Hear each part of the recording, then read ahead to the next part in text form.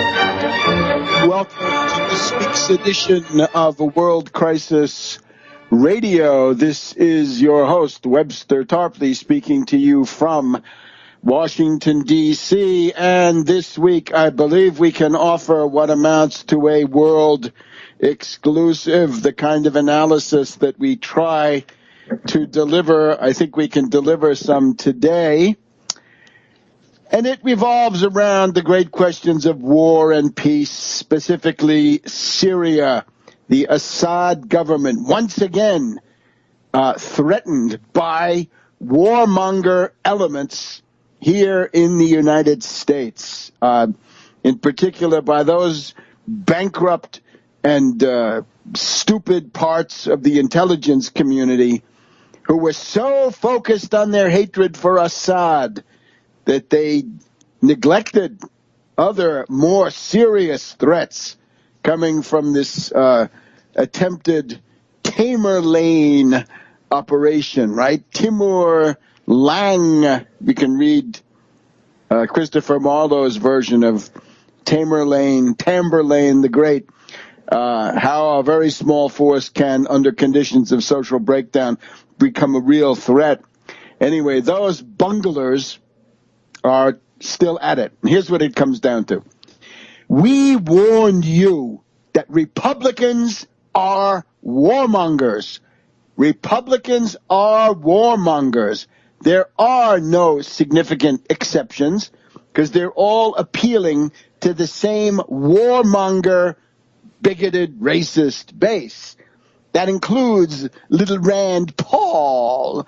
That includes Cruz. That includes every one of them. They all have to be warmongers because otherwise they cannot compete. And they want to compete. So there it is. So here it is. We warned you. We ran a whole campaign here. Arrest McCain for ISIS. Hashtag, right? Do it sharp, right? Sharp. Arrest McCain for ISIS. Diesis. Arrest McCain for ISIS. Okay. And now what do we get? The Republicans win significant gains in the recent election. And what happens? Within 10 days, you're back on the brink of war. This is what it comes down to. Now, the leading edge of this is a report coming from Ed Royce. And, of course, Ed Royce is the Republican chairman of the House Foreign Affairs Committee, chairman of the United States House Committee on Foreign Affairs since 2013. This guy represents the reactionary precincts of Orange County, Anaheim, Fullerton, Ed Royce. So he appeared on CNN's New Day. New Day. Sounds vaguely Freemasonic, wouldn't you say? New Age, New Day? Doesn't sound so good. But in effect, this is the program with the son of Cuomo. Cuomo's son, the younger son, not the governor, but the other son. So Ed Royce appears on the CNN New Day, and he says there is a policy review involving Syria going on. According to Ed Royce and a couple of other unnamed sources cited by CNN in a wire on Thursday, the 13th of November, President Obama has asked his national security team for another review of the U.S. policy towards Syria after realizing that ISIS may not be defeated without a political transition in Syria and the removal of President Bashar al-Assad, senior U.S. officials and diplomats tell CNN. That is a cabal. That is a warmonger cabal attempting to carry out a warmonger coup. The review is a tacit admission that the initial strategy of trying to confront ISIS first in Iraq and then take the group fighters on in Syria without also focusing on the removal of Bashar Assad was a miscalculation.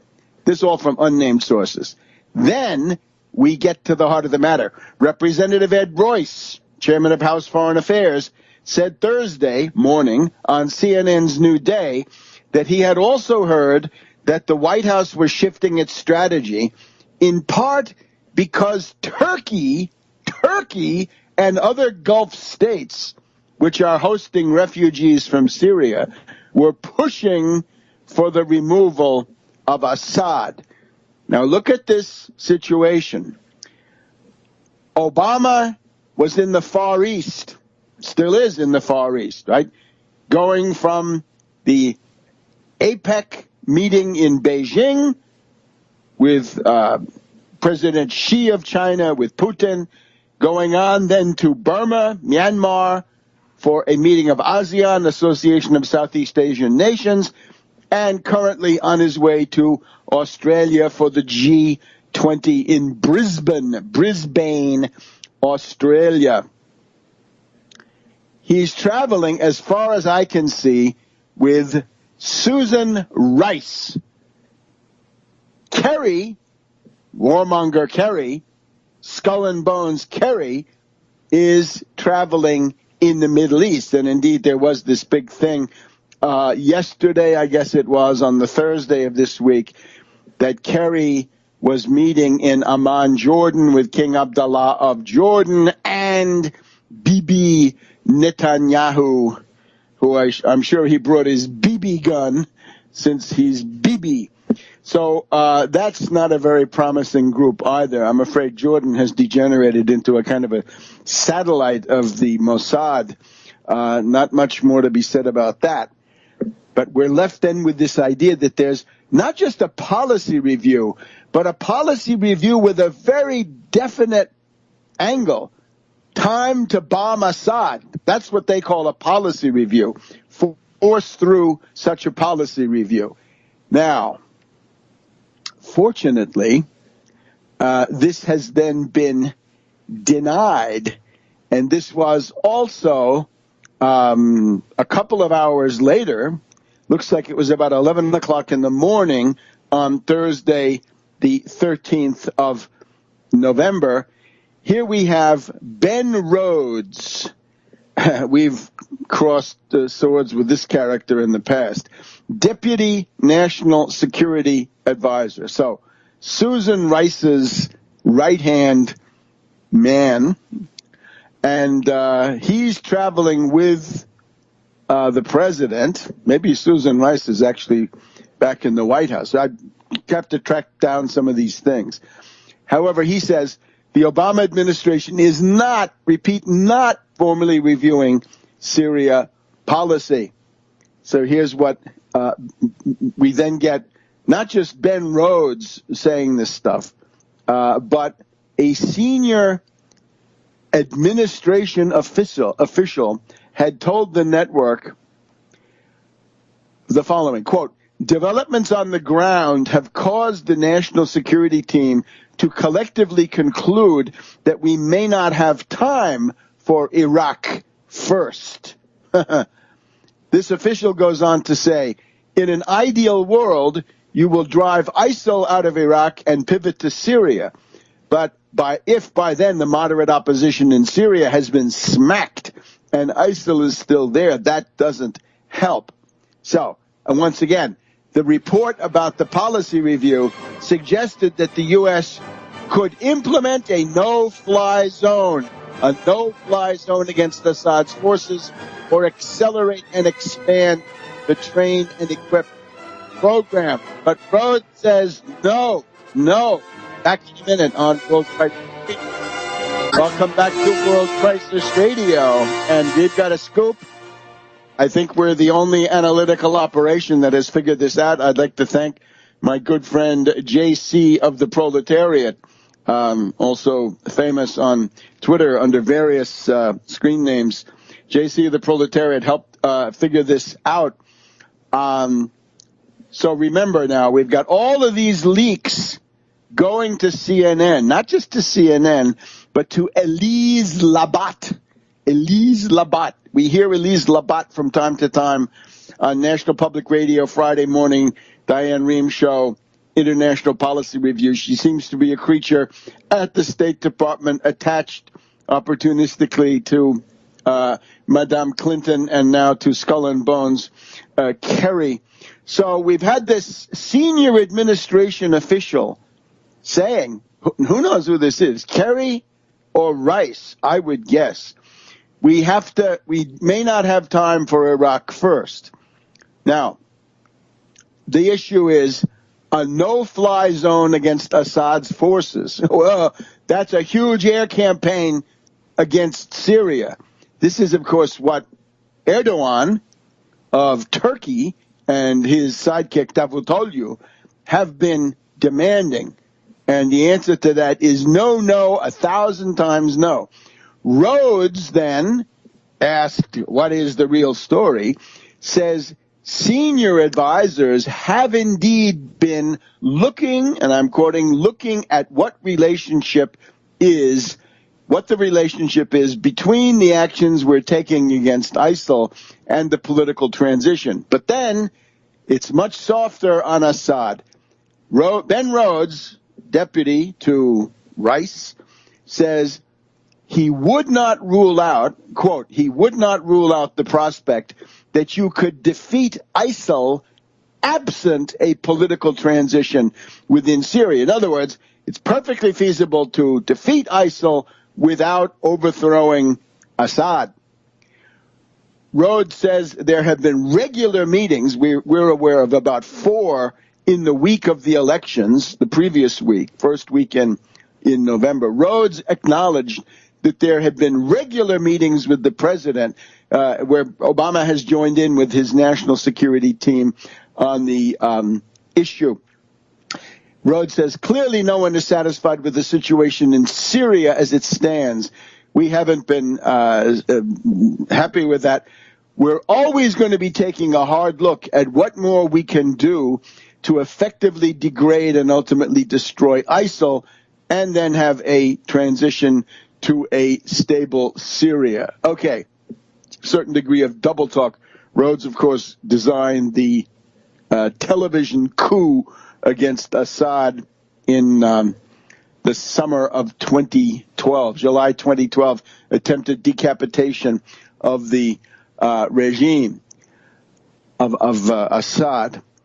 Now, what could the trigger for this be, right? Why now with this stuff? Well, on the one side, Republicans have gained power, more members of the House, indeed more members of the Senate.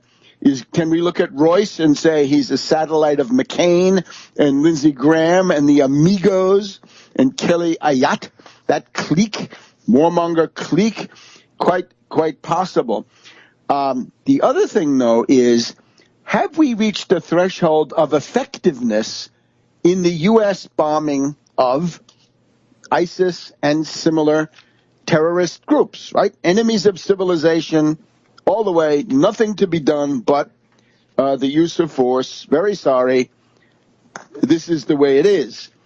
Regretfully, but this is the way it is. And they've been created by the U.S., Saudi Arabia, NATO intelligence, but it's like Hitler. Once the Frankenstein monster is coming at you, you've got to do something about that.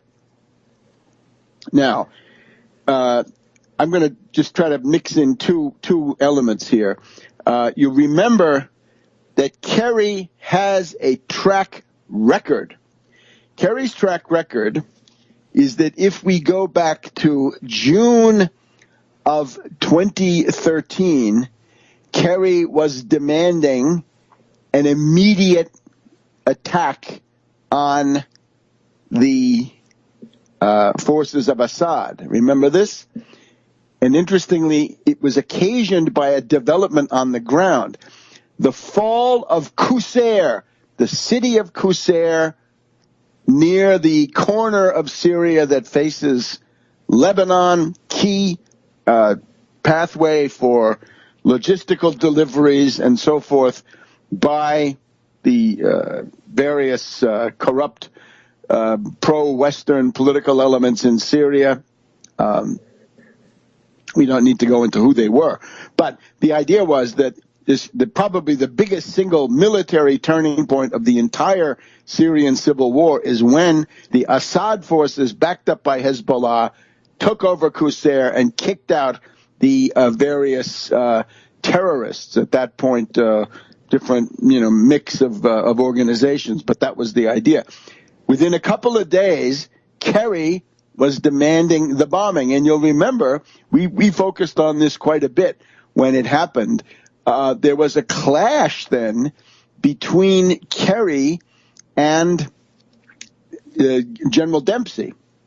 And General Dempsey said, you don't know what you're doing. You don't have an entrance strategy. You don't have an exit strategy. You don't seem to realize that this would require the complete destruction of the entire Syrian air defense system and landing fields and all the rest. And then Kerry was rebuffed. Notice he did it in a meeting where Obama was not there, and he demanded immediate bombing of Syria in a meeting where Obama was absent. And that seems to be the idea, except this time Obama is even more absent. He's on one of the longest trips of his presidency. He's out of touch. Therefore, I would say to Obama, watch out. The mice are playing, right? When the cat's away, the mice will play. These are not mice. These are monsters of warmongering. And let's just also see this other angle. When Dempsey was talking to Kerry back in June of 2013, Dempsey said, look, do you realize what you're asking for? We would have to wipe out the Syrian Air Force, air defense, radars, missiles, and all that. At that point, Dempsey said, that's at least 700 sorties. Go back and look. Now, what we've got now, as of the 24th of October, and I'm sorry I can't find this. There's nobody who publishes this stuff. We don't have the ISIS sortie count. But by 24 October, 6,600 sorties, most of them fueling, refueling, and reconnaissance. But of those, 632 sorties were actual airstrikes with 1,700 bombs. And it looks like it's taking a toll. They almost killed one of the top people. They did kill some last week. Maybe that's the trigger. Back in a minute. Welcome back to World Crisis Radio. Webster Tarpley here in Washington, D.C. So we're following the attempted war coup triggered by, on the one side, the new power of Republican warmongers in Washington. You'd think that would have been an issue in the election campaign. I tried to make it an issue. Arrest McCain for ISIS. Not just warmongering, but warmongering against a Frankenstein that you yourself have created. And on the other hand, the fact that the cumulative effect of the U.S. bombing, despite the scorn heaped on this by the reactionaries, the defeatists, and those who actually want a wider war, they say bombing isn't enough. We demand the ground troops. Well, Operation Inherent Resolve has had significant effects. So 632 of these air sorties were actually bombing runs. 1,700 bombs dropped. Heavy casualties for ISIS around Kobane. We're going to see a program on Friday night. By the time you hear this, you'll have to go and look for it in the archives. But on MSNBC, Richard Engel, dubious character, but he's been in Kobane with the Kurds, and he's been interviewing.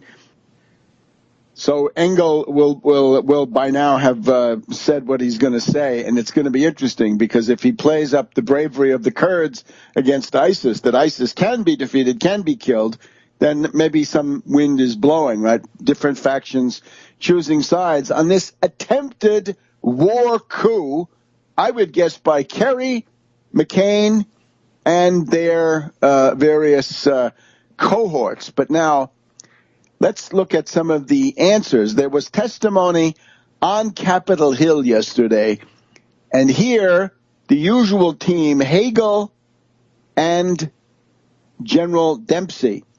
Hagel wearing a Band-Aid on his left cheek.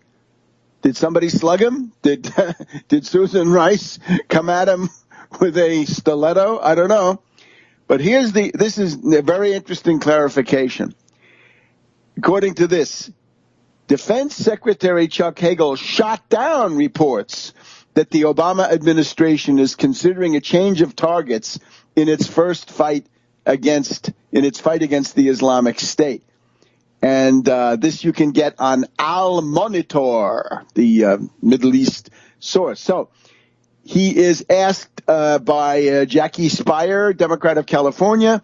She is interestingly against training and equipping the Syrian democratic terrorists, right? The wonderful Free Syrian Army of Terrorism, interchangeable in a moment's notice with al-Nusra and or ISIS or anything else.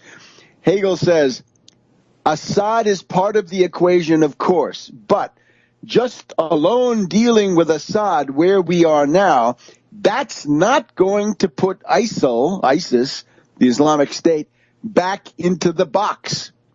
And it turns out that the substance, we have a memorandum from Hagel which talks about these same things, right? This goes back to early October. So there's a memorandum from Hagel to Rice, early October, saying the U.S.-Syria policy is incoherent. Now, much of the coverage of that memo had tried to portray this as Hagel saying, we've got to attack Assad as well. And it turns out, in reality, it is the opposite of that. He has said the opposite of what many of the warmongers wanted him to say. Getting back to the hearings yesterday, Thursday, the 13th of November, he says, actually this article, and this is Al Monitor, Hagel wrote a sharp memo to Susan Rice last month urging a sharper focus, sharp, on solving the year-long conflict in Syria. But he says the Islamic State is the main target. Quote, we could change Assad today, and that's not going to change all the dynamics. Who are you going to replace Assad with? What kind of an army can take on ISIL? There is an operational planning conference this week. This is another trigger for these events. An operational planning conference at the Central Command headquarters in Tampa, Florida this week. 190 military planners from 30 nations laying the groundwork on how to deploy forces against the ISIS people. And then he does go on to say, look, the position of the United States remains that Assad has lost the legitimacy to govern. But there is no purely military solution to the conflict in Syria. Alongside our efforts to isolate and sanction the Assad regime, our strategy is to strengthen the moderate rebels, and on and on.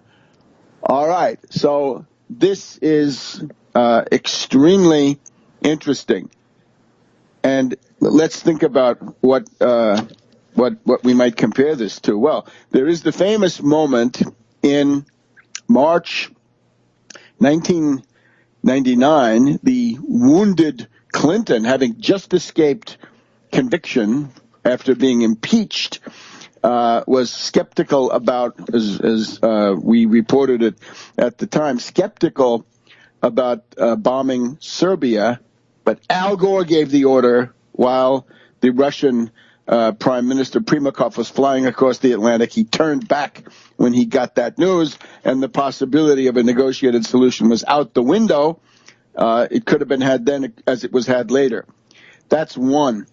But I'm thinking of another one, an even more horrendous one from the U.S. point of view, at least. And that is the infamous Cable 243.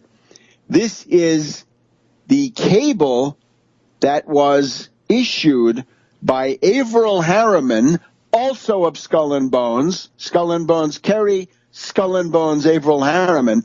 This is August 24th, 1963, just before the Kennedy assassination.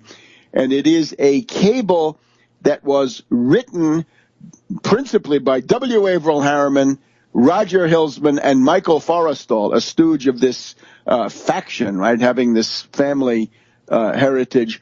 President Kennedy was on vacation at Hyannis Port, and Defense Secretary McNamara on vacation, even CIA Director John McCone, for whatever that's worth, on vacation. This was the one Kennedy put in after kicking out Allen Dulles. So Kennedy is at Hyannis.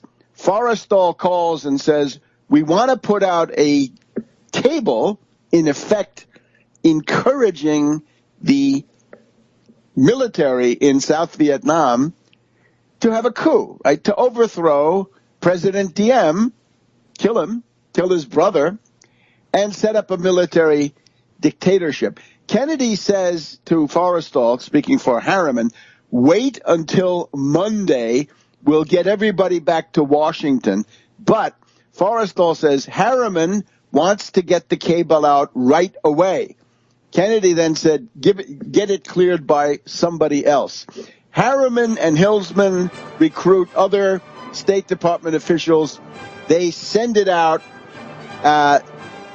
They do it behind Kennedy's back, and the result is within a couple of weeks, the assassination of Diem. That's the moment when the U.S. lost the Vietnam War. Skull and Bones Harriman, Skull and Bones Kerry.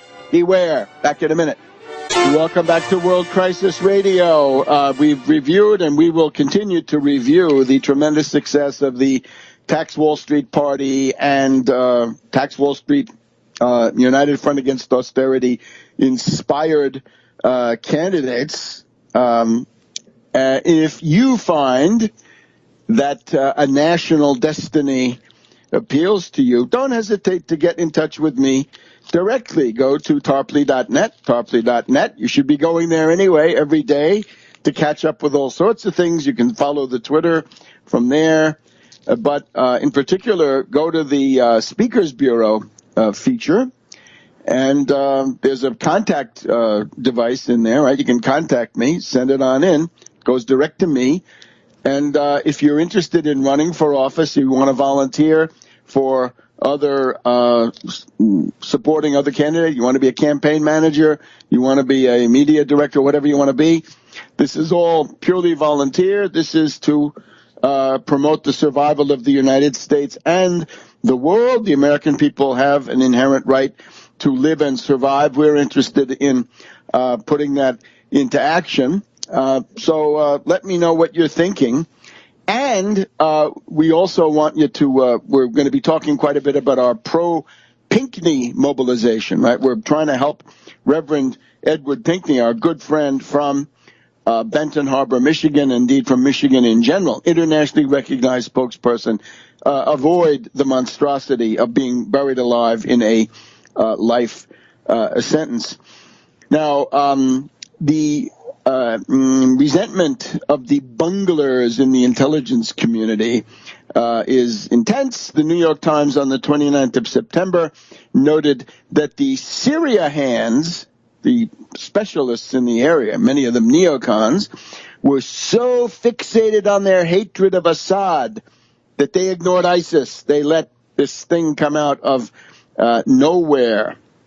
The effectiveness of the bombing, well, on just about the same time frame that the anti-Assad people in the administration made their covert move when Obama was out of town. This was the bombing of a convoy with a number of top ISIS leaders, and it was thought for a while that Baghdadi had been killed. Now, there is now a tape by somebody purporting to be Baghdadi. I'm from Missouri on that one. You have to remember when you look at Tamerlane, right? When you look at these people, look at Genghis Khan, right? When the top guy dies or gets killed, things tend to fall apart. You're dealing with something of this sort. And by the way, we're seeing people on television say, oh, look, there's a whole array of other candidates who could take over as the Caliph of Islam. Caliph of the Islamic State means the emperor of an Islamic world empire, which by definition embraces the entire world. It is a translatio imperii, the movement of the empire from one place to another. It had been in Constantinople with the Sultan of the Ottoman Empire. Now it has been revived. However, his immediate associates are, to a significant degree, officers of Saddam Hussein's army. They cannot be considered as the caliphs of Islam. They are not religious figures. They are largely, secular. They were. And you've got to have credentials, right? Above all, you've got to be descended from the Prophet Muhammad in order to be considered. You've got to have a colorable claim that you're directly descended from the Prophet Muhammad, right? Otherwise, that's going to be a hard row to hoe. So you get the idea. The other thing that's going on with Hagel, which I think is interesting, you'll remember we called attention on the eve of the election to a couple of firings in the personnel at missile silos. This is in particular Minot Air Force Base in North Dakota. And since it seems to fall to this broadcast to at least pose questions and perhaps speculate a bit about what's going on politically inside the U.S. Armed Forces, right? We know a lot of flag officers, generals, and admirals were given the sack after Benghazi.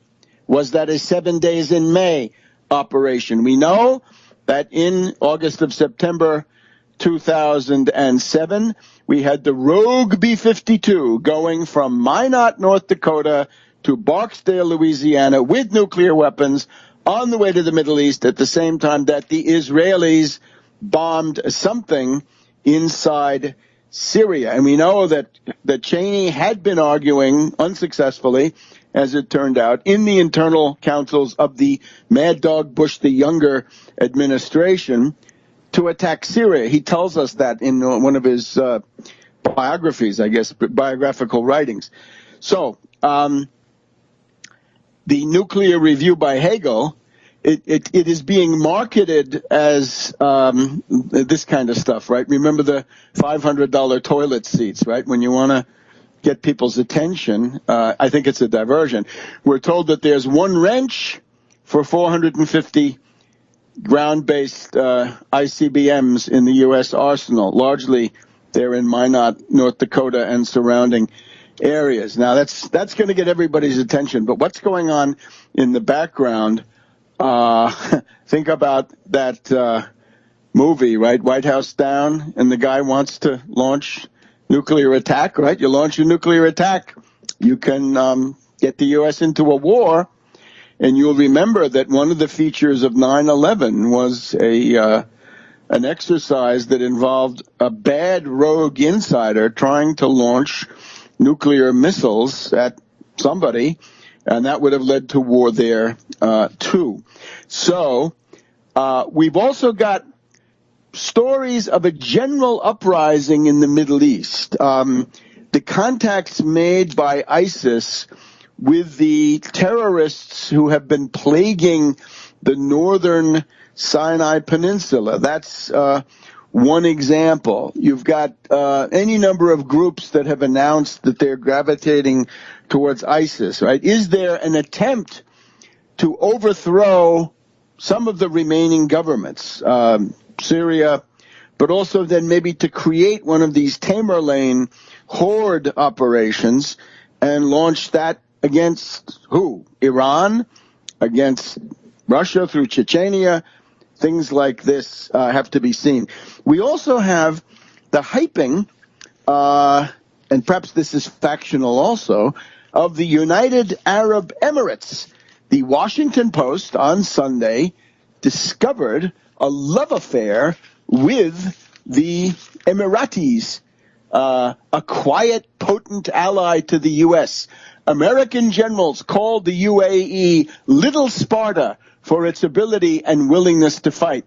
By Rajiv Chandrasekaran, right? This was I believe the daily life in the Emerald City, right? He's a veteran of the Iraq, the original Iraq debacle. All of this stuff would indicate that an attempt is being made. And again, my guess is Kerry, probably this General Allen. Remember, he was part of the Benghazi operation, was then ousted because of his contacts with Jill Kelly, but that's not the real reason. He's come back in through the back door with Kerry, so we've got Kerry and Allen, bad news, and then we've got other forces, right? We've got McCain, we've got Lindsey Graham, we've got Ed Royce, presumably a part of that. They seem to be pushing. And indeed, one of the tremendous failings of the Democratic Party is remind people who the warmongers are, assuming it's not you. Of course, when you have Rhodes in the White House. There were 4 meetings last week with Obama, stuff going on quite intensively. It's time to get on Twitter and go for arrest McCain for ISIS. Welcome back to World Crisis Radio, our second hour. It's the November 14th, 2014 edition. And without further ado, we want to go to Benton Harbor, Michigan to talk to a great friend of this broadcast and a public figure who is fighting the good fight for everybody who wants to avoid a dictatorship and indeed fascism in this country. That one of the heroes of this fight is our friend Reverend Edward Pinkney. His story has been written up in Counterpunch magazine and the Black Agenda Report. Glenn Ford, fine people over there that we've talked about in the past, have covered it. But obviously we need much more. So Reverend Pinkney threatened, as we know, by life imprisonment, an absolutely outrageous and impossible threat. So welcome, Reverend. Tell us the situation of the fight. Well, Webster, first of all, let me thank you for having me on your show. I mean, it's an honor and a privilege. But the fight is just really beginning. Like I told them the other day, that this was just a shot in my knee. It wasn't a shot in my heart, because my heart is still pumping for the people. And I'm willing to go, if I have to jail, if it's going to help everybody. Black, white, Mexican, Puerto, it don't make a difference. We're in a dog fight that nobody would ever forget. And on last Saturday, there was a Republican Party meeting, and the sheriff got up and said that we got Reverend Pinkney. And they gave him a standing ovation. And they said this guy called, matter of fact, he just called me today and told me, we got Reverend Pinkney, and we have won this battle. Webster, I could not believe what I heard. It's shocking. Yes. It's outrageous. And even the verdict, I would never believe in a million years that they would find me guilty with absolutely no evidence. Even the forensics said, I could not tell you that Reverend Pinkney did anything wrong. And yet and still, 12 people said I was guilty with no evidence, none. And I told them, this fight has just begun. It's just begun. I'm getting ready to put on a fight of bliss that they would never, ever forget. Because I'm out here every day, and I'm still going to meetings. I'm telling them what they're doing is wrong, and I'm going to continue to do it because it's all about the people. Reverend, it's obviously a runaway jury, and that sheriff, whoever that, I guess it's a Republican sheriff who said they got Reverend Pinkney, that guy has got to be fired. Oh, absolutely. We need to find somebody to run against him because they could beat him because he's not really well liked, not even by the Republican Party. But this is the biggest thing has happened in this community by them convicting Reverend Pinkney. By convicting me, he put another feather in his hat because that's what they want. And let me tell you this. When I was on the show before, I told you how they went to the clerk's office and took those petitions without a warrant, a subpoena, or a court order. They broke the law, and he's responsible for it. But nobody would take a stand and say, hey, you were wrong. Nobody but me. I'm the only person willing to go chest to chest and eyeball to eyeball with them. But I tell you one thing, Webster, I'm happy today, though. I'm happy that I'm able to fight for the people.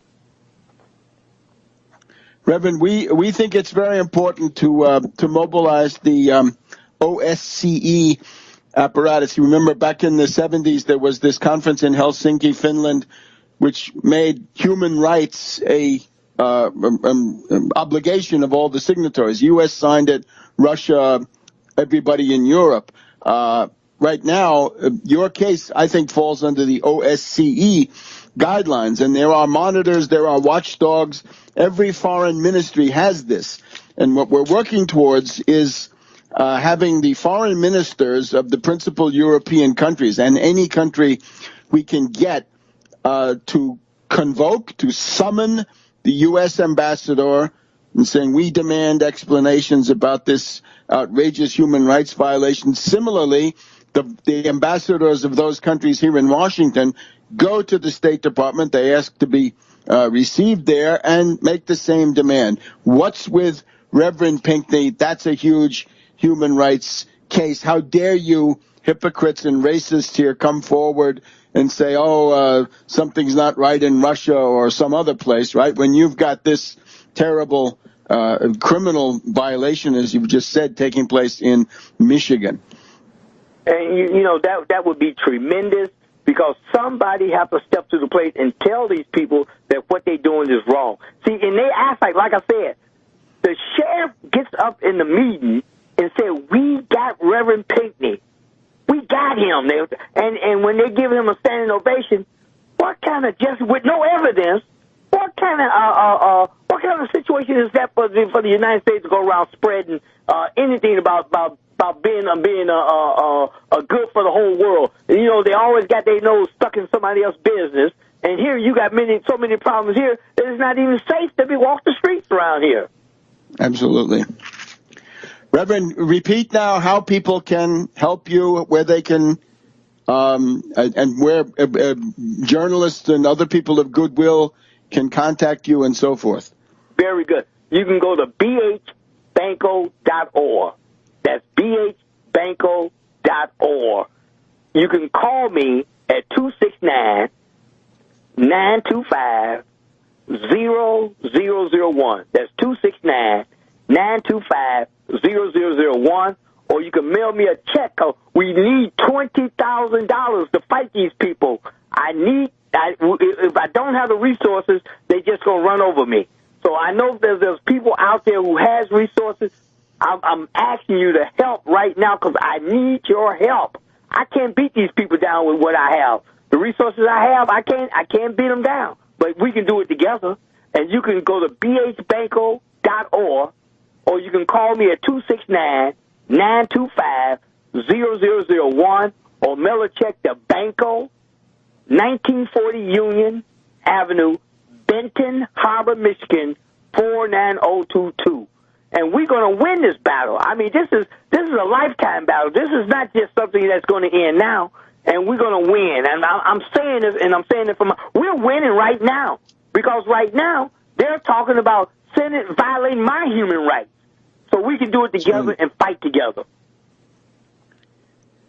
Absolutely outrageous, and the world needs to know. I mean, I think that basically one thing is to make this the focus of the human rights, civil rights, constitutional rights community. Anybody who's interested in any of those has got to help you. And then there are such things still as pro bono or otherwise cooperative civil rights, human rights lawyers in this country. And this is a very obvious case for them. So we're trying to pursue as much as we can in all those directions. And absolutely. And I want to be on that conference call with you Sunday, too. If you could send me that number to be on, I will. Sure thing. I'm going to try to be on and maybe enlighten more people, give you more details of exactly what's happening and how we can help each other and spread this word around the world. Because people have to know what's going on in Benton Harbor, what's going on in Detroit. It's criminal. That's what it is. But we have no outlet.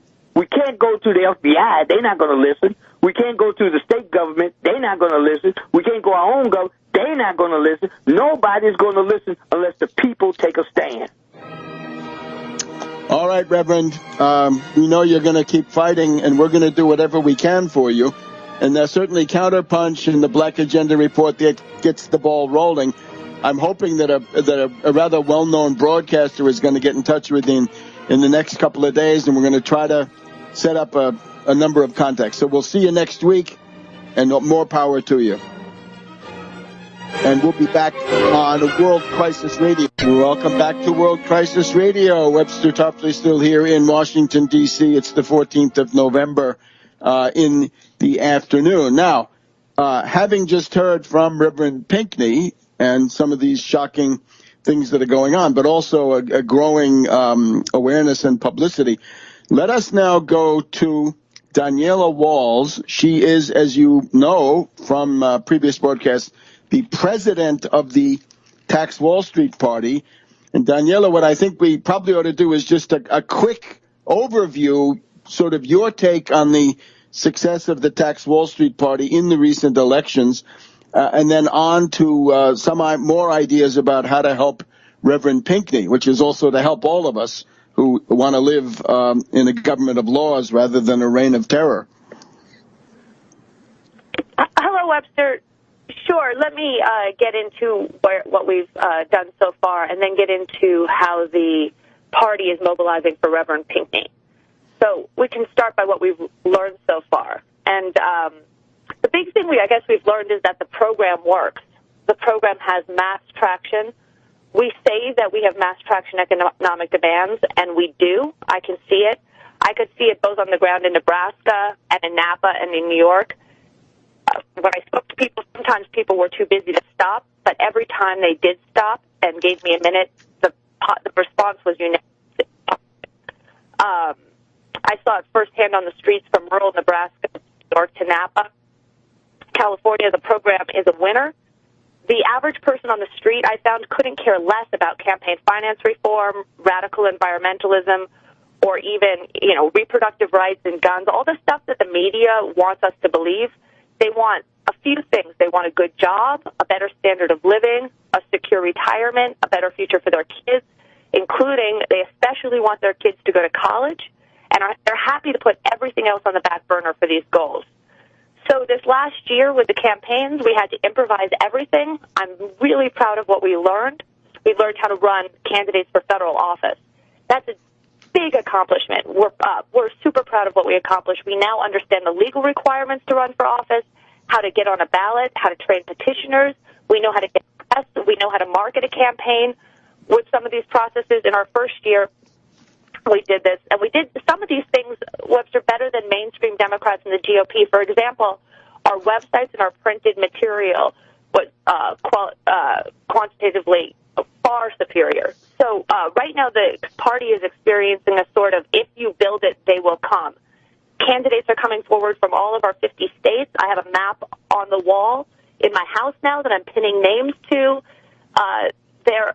And I've said this before, I think, we've talked about it, but there are any number, and I don't know how many there are, but there's an infinite number of things called paper parties where somebody makes a website and writes down a platform, but they never get to the stage that we did of actually running a candidate for federal office. In terms of functioning political third parties. I'm sorry, my phone's speaking. It's because it's away from the base. It's okay. I think you're still okay. Okay, there's a handful, and none that are really competing, not like we seem to be in our first year, meaning James Hinton's 25% of the vote in California's 5th District congressional race is, by my count, higher than any third party this year or independent candidate in a national race, except for the guy who ran against Pat Roberts' seat in Kansas. But it's certainly higher than any first-time candidate. It was higher than Cindy Sheehan's 16%, who has a well-known name. And what's great is Hinton's votes per dollar was shocking. It was the highest in the country, meaning he only spent a few cents per vote for his 30,000 votes. Compare that to Bloomberg, who spent $185 per vote. So to me, what this says is one thing: the program works. And we've talked really quickly, and then I really want to get into Pinkney for the remainder of this, but there's that party called the After Party that was started by the Adbusters crew from Occupy. And that's been getting a lot of hype and a lot of press, but that's nothing more than a paper party. They had no candidates. So just a bunch of guys who wrote down a platform. So we're not even in the same league with them anymore. So if you want to be a candidate, please write to me at textwallstreetparty@gmail. The best way to reach me is also Facebook.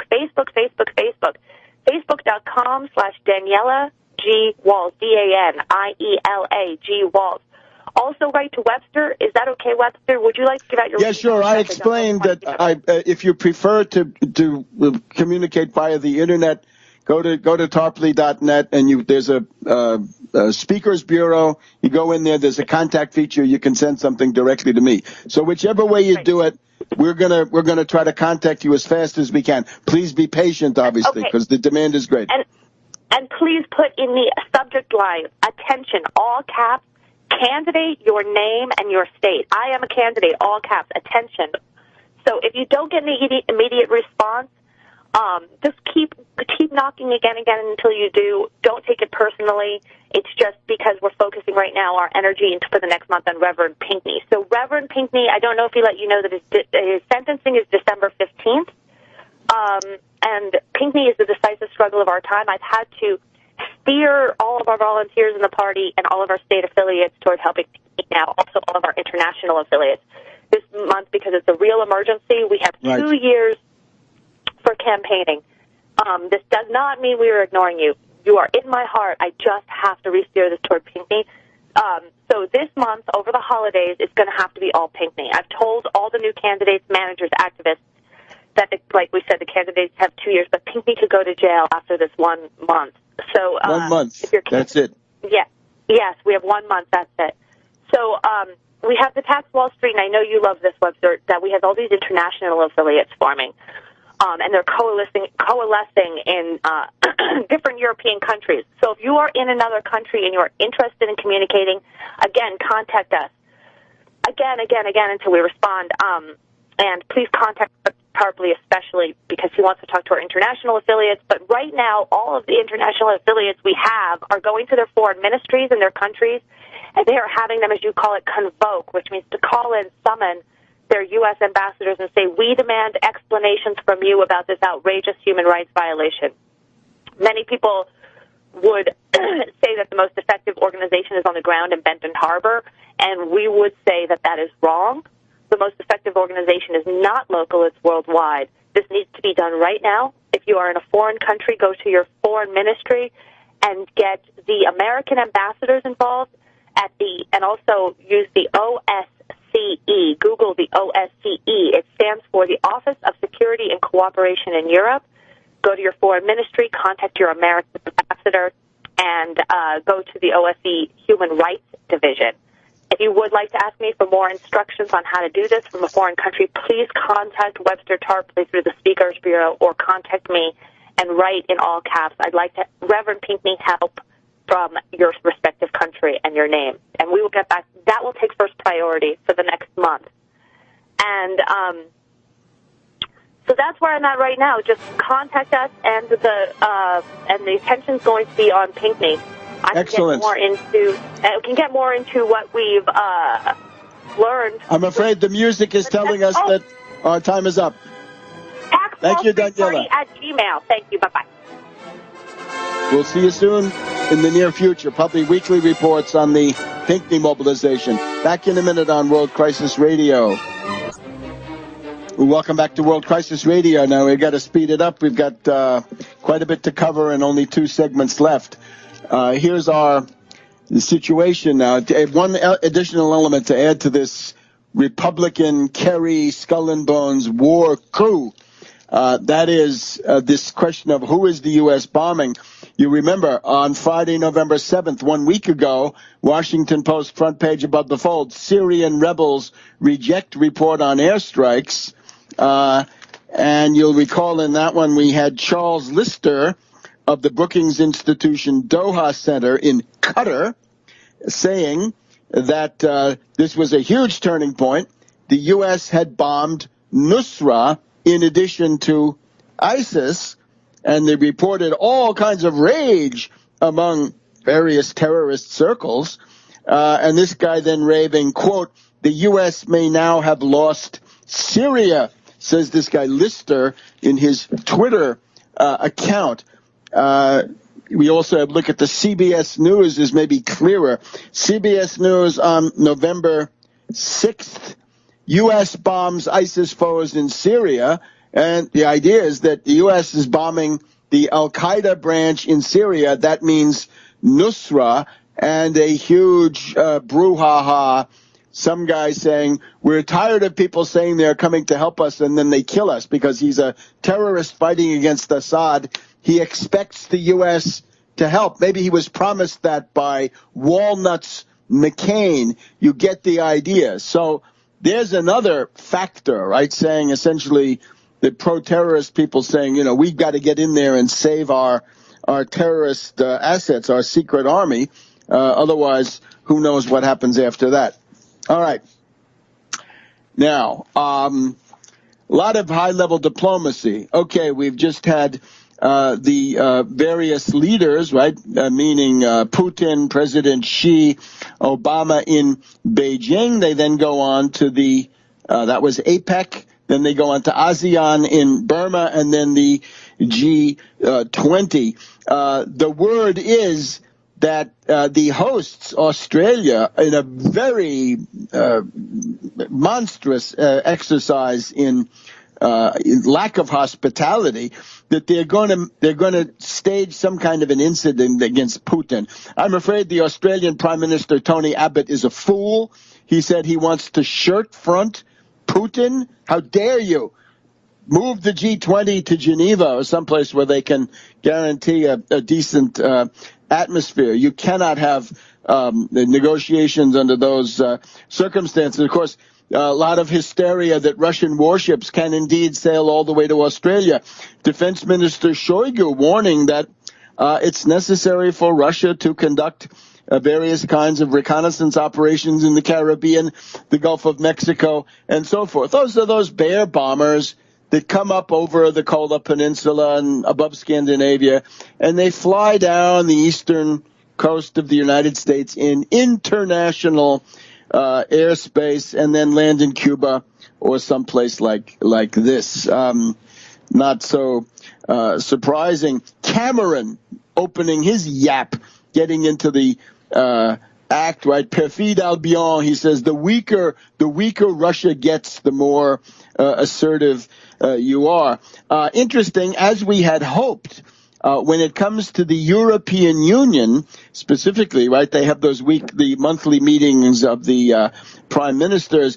Mogherini, the Italian woman who has taken over from the awful dumb cow Baroness Ashton, Mogherini is cooling it.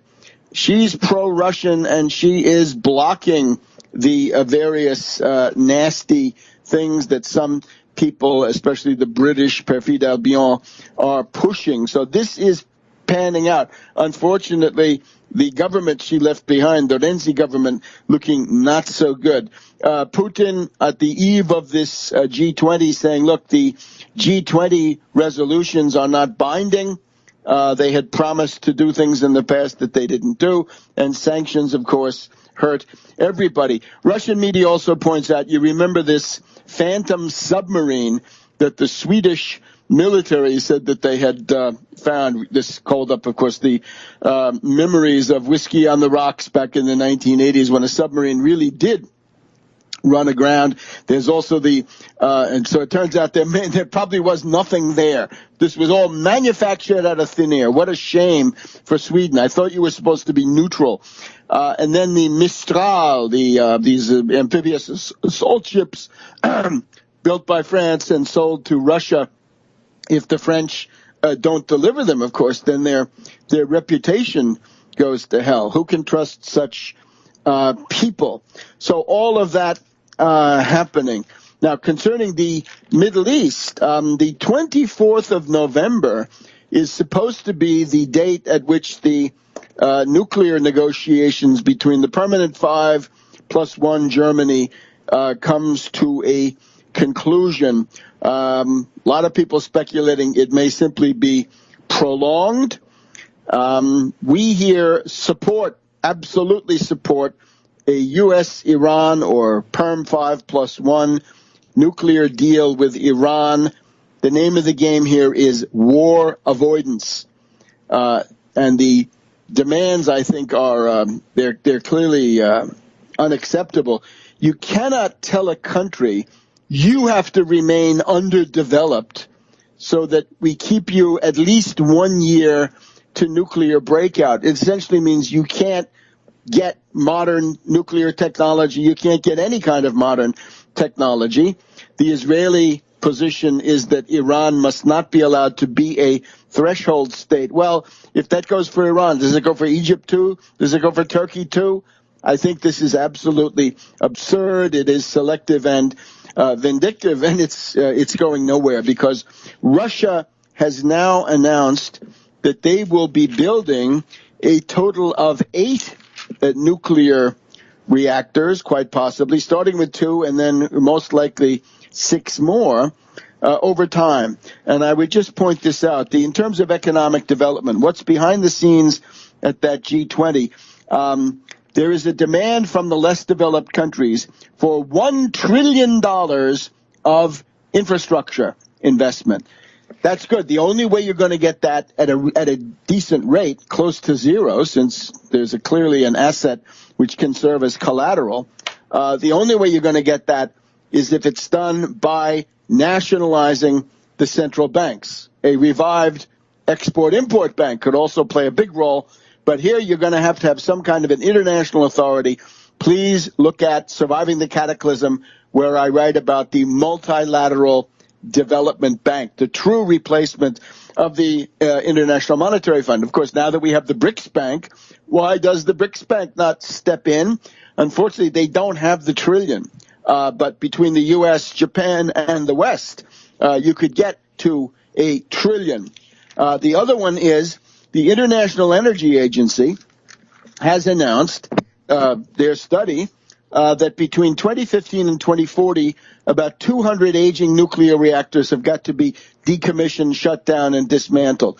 This is absolutely a good idea, that Fukushima could only happen with a 50-year-old reactor. You wouldn't drive a 50-year-old car. How in God's name can you deal with a 50-year-old flawed design from General Electric?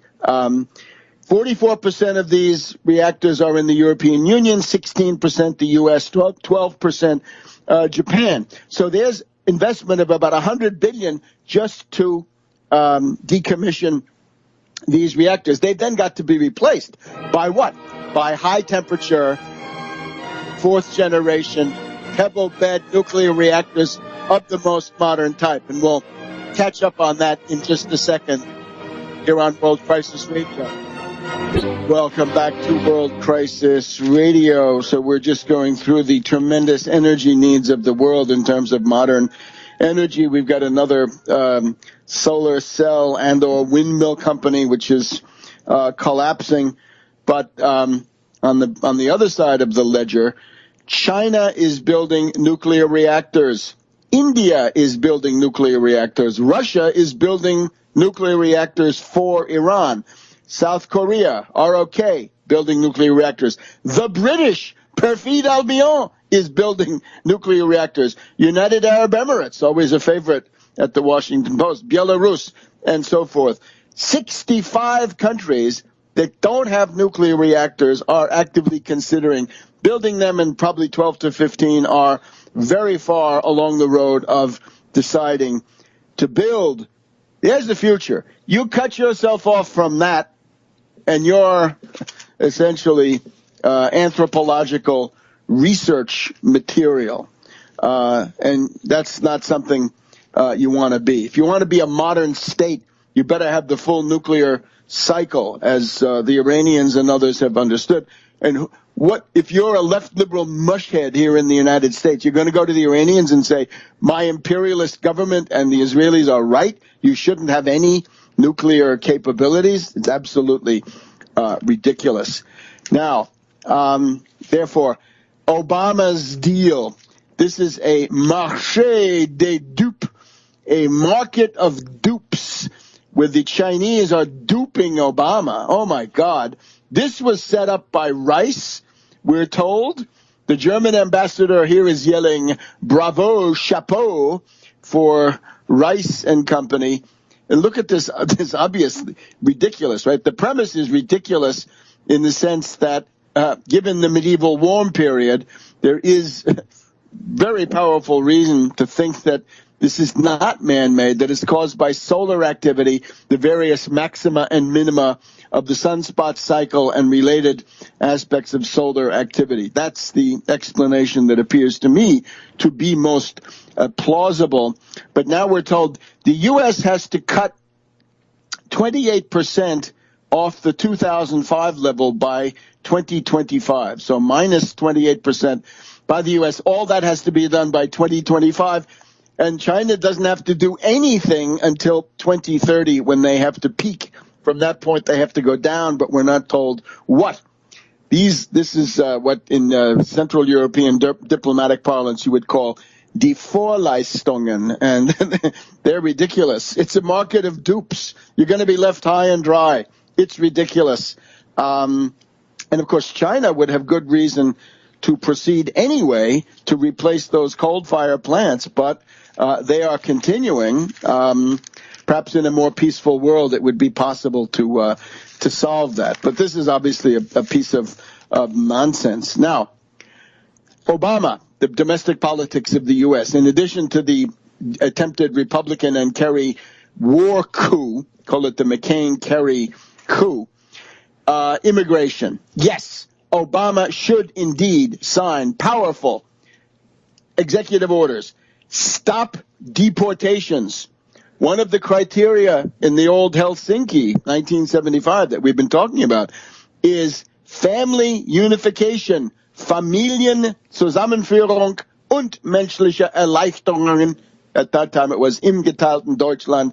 Today it's family unification. One of the aspects is supposedly that some of the child refugees from Central America that came this year will receive humane treatment. And, of course, once people are here, you cannot deny them health, education, and welfare. Suppose you do that. Say you don't get any medical care. With that, you have breached the anti-epidemic line of defense of humanity. It's absolutely insane.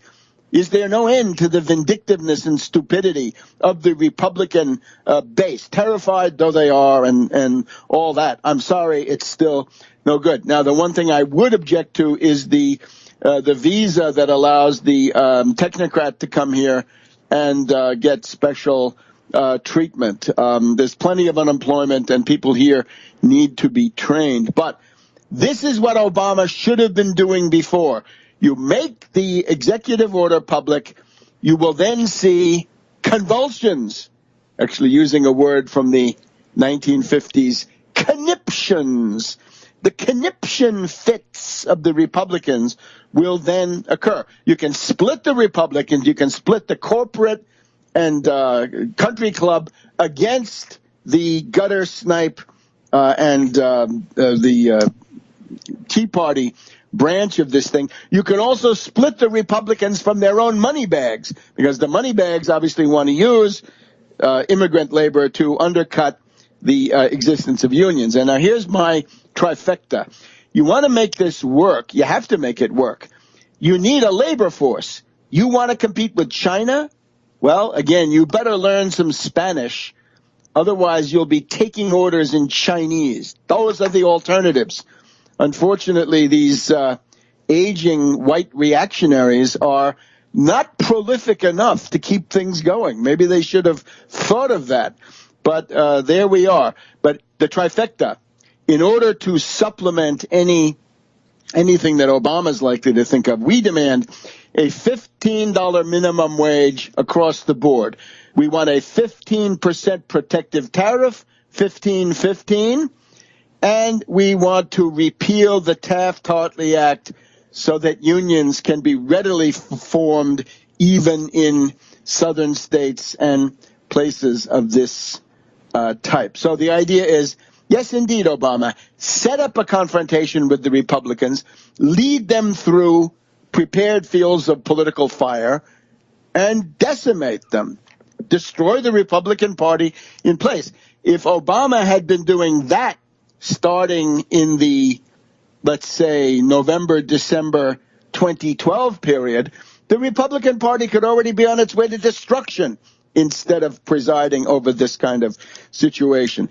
Then, on December 11th, the legislation to fund the government runs out. Will the Republicans, and of course the Tea Party is already screaming that they want it, will they shut down the government and make themselves the object of more hatred, deserved hatred? They are the party of national sabotage. How dare they come forward and say, oh, that's the red flag. Oh, you're going to poison the well. These are the wreckers. These are the saboteurs of the state. We want the Export-Import Bank. We want full funding of all the social safety net. No rotten compromises. Let's just look at one.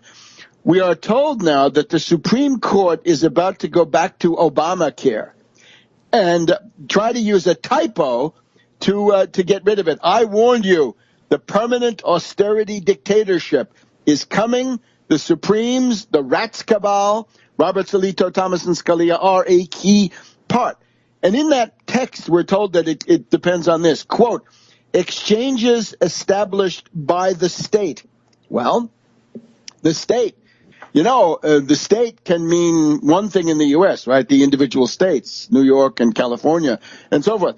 But the state can also mean the government, as in such expressions as a compelling state interest. That means government in general, or state secrets, secrets of government in general, or state scarlet, and so on down the line. If we read exchanges established by the state, that can mean government at any level. And I'm saying this because we know that Scalia is an exponent of textualism. Textualism is even worse than originalism. Originalism is for fools. Textualists is for morons, I guess. It's even worse. Now, let's see what else we can point to. I guess the question of coal, right? The role of coal in the election. My view would be this. The use of coal for a fuel is probably not the best use. My long-term orientation here is coal should be used for petrochemical purposes, for things like plastics and other things. This would allow you to keep the demand for coal high, but not have to burn all the coal. And I guess next week we're going to get to Gruber and his story that the American voter is stupid. And I'm afraid we need a rather differentiated discussion of that.